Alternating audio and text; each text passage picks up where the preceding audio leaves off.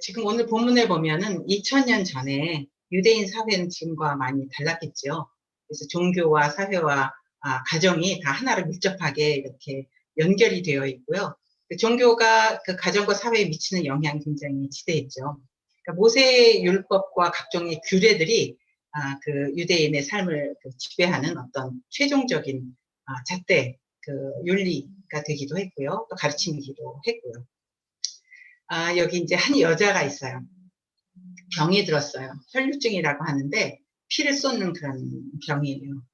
그냥 혈루증이라고만 했기 때문에 정확한 병명은 알 수가 없지만 아마도 자궁 근종으로 인한 어떤 월경 과다가 아니었을까 싶습니다. 예, 월경을 이제 과다하게, 그러니까 피를 많이 쏟게 되면은 빈혈이겠죠. 빈혈이나 이제 피로감도 있고, 또 복부나 이 골반이 통증이 심하고요. 또 이게 심하면은 불규칙한 심장 박동까지 오기도 하고요. 그래서 몸이 이제 무척 힘들고 고통스러웠다고 할까요? 그래서 이 여자는 병으로 인한 육체적인 고통뿐만 아니라 이제 가정이나 사회나 또 이 종교적 공동체에서 배척을 당하는 처지에 있었죠. 왜냐하면 레위기에 보면은요, 레위기 15장 19절에서 33절에 보면은 그런 내용이 나와 있어요. 여자가 월경을 할 때 7일 동안 불결하다. 그리고 월경이 아닌데도 피를 흘리면 부정하다. 계속 그런 얘기가 나와요. 그리고 그 여자가 만진 옷과 침상 또 접촉한 모든 것이 다 부정하다. 그렇게 나오거든요. 그리고 동침하는 남자까지 부정해진다.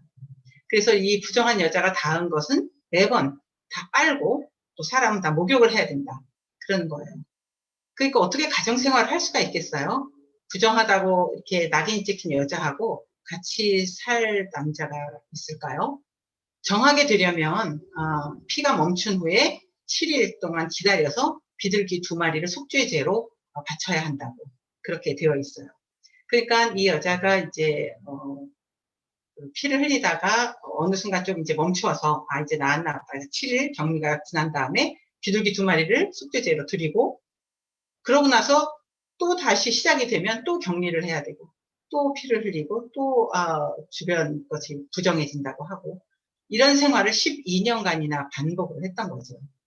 그러니 이 비둘기 2마리를 바치는 것도 사실은 큰 어려움이었지만 이 부정하다고 해서 격리되는 이런 상황이 얼마나 힘들었겠습니까? 지금도 우리가 코로나 때문에 여행을 하면 우리 변 목사님도 그렇지만 이렇게 2주간 격리를 한 다음에 또 자기의 볼일을 보지 않습니까? 근데 그것도 사실 참 힘들어요. 2주간 격리하는 것도. 그런데 그 당시에 부정하다라고 낙인을 찍으면서 격리하고 또 비둘기를 바치고 그러다가 조금 나아지면 그렇게 하고 그러다가 다시 병이 도지면은 또 부정하다 그러고 이런 상황에 있는 거죠. 그러니까 사실은 여성의 월경이나 피 흘림이 부정하다고 하지만 그게 더 나아가서 여성은 부정한 존재, 불결한 존재 이렇게까지 이제 확대로 해석을 했던 것이죠. 이 병든 여자는 이제 조금씩 죽어가고 있었습니다. 육체뿐만이 아니라 정신도 그리고 영혼도 마지막 힘을 짜내어서 예수께로 내가 가야겠다고 결심을 하지요. 소문을 들었을 뿐이지만 기댈 곳은 예수밖에 없었기 때문이죠. 그래서 그는 예수가 오신다, 지금 여기 지나가신다는 소문을 듣고 예수에게로 다가가려고 이제 사람들 틈 사이로 끼어들었습니다. 근데 이게 얼마나 사람들이 많이 모였든지 사람들이 서로 밀고 밀리면서 예수를 에워싸고 있는데 예수한테로 나가는 것이 쉽지가 않았어요. 그래서 무리들을 해치고 가려니까 정말 여러 사람들과 부딪힐 수밖에 없는 거죠. 이 부정한 여자의 모임이 사람들 몸에 닿으면서 사람들을 오염시킨 거였어요. 예수의 옷자락만 잡아도 나을 거다라는 이 믿음 하나로 죽을 만큼 절박한 심정을 가지고 예수께로 나아간 거죠.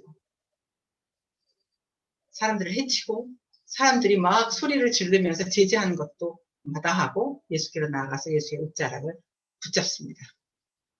그 옷에 손을 대는 순간 예수도 오염이 된 거죠. 부정한 여자가 만졌으니까 예수도 오염이 됐습니다. 우리는 요즘 이렇게 생각을 쉽게 해요. 다수의 행복을 추구하는 것이 옳은 것이다 이렇게 생각을 하죠. 다수가 불편하게 느끼고 있으면은 그 불편을 야기한 소수의 의견이나 소수의 외침은 묵살되기 마련이죠. 어쩌면 우리가 지금 민주주의라고 생각하는 그런 어떤 스피릿이 자연스럽게 우리를 이렇게 생각하게 만들지도 모르겠습니다. 다수의 행복, 다수의 의견, 다수의 결정 이런 것이 더 가치가 있고 그것이 옳다라고 생각하기 때문에 어떤 한 사람, 어떤 소수의 그룹의 절박한 죽음을 맞닥뜨릴 만큼 그런 절박한 외침에 다수의 행복, 다수의 편리함 때문에 그것을 외면하는 것이 자연스럽지 않은지 그런 생각을 좀 해봅니다. 이 여자의 절박한 마음, 죽어가면서 뻗는 간절한 그 손길이 다수의 사람들을 불편하게 하고 오염시키고 있는 상황입니다. 그렇지만 굴하지 않고 예수께로 다가갔어요. 저는 이 대목에서 성경에 그런 구절이 있죠. 천국은 침노하는 자의 것이다 라는 구절이 생각이 났습니다. 여자가 막 해치고 가니까 무리 속에서 불평이 터져 나왔어요. 이런 말들을 하죠. 어디 눈에 띄지 않게 처박혀 있지 왜 나와서 여러 사람을 불편하게 하느냐고 그런 말들을 하죠. 이 이야기는 요즘도 많이 듣는 이야기이지 않습니까? 아기를 데리고 뭐 식당을 가거나 아니면 교통수단을 이용할 때 아이들이 좀 이렇게 번잡스럽게 하면 이런 말들을 종종 하죠. 그리고 더 나아가서 뭐 맘충이라는 단어도 얘기를 하고요. 또 장애인을 데리고 갈 때는 사람들이 찌릿하고 혀를 차면서 아이고 집에나 있지 뭐하러 밖에 나와서 뭐 이런 말들을 쉽게 하곤 합니다. 성소수자들은 또 어떨까요? 그분들은 스스로 자기의 존재를 감추지요. 드러나면 아무 데서도 환영받지 못하니까요. 지난 금요일 날 우리가 세미나를 했는데요. 거기에서 그런 내용을 들었어요.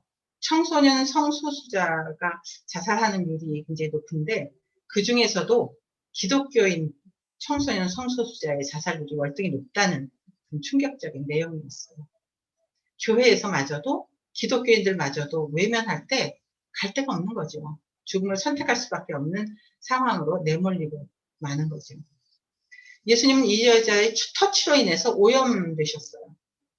근데 그것을 아셨음에도 이렇게 말씀하시죠. 오늘 본문에 보면 딸아 네 믿음이 너를 구원하였다.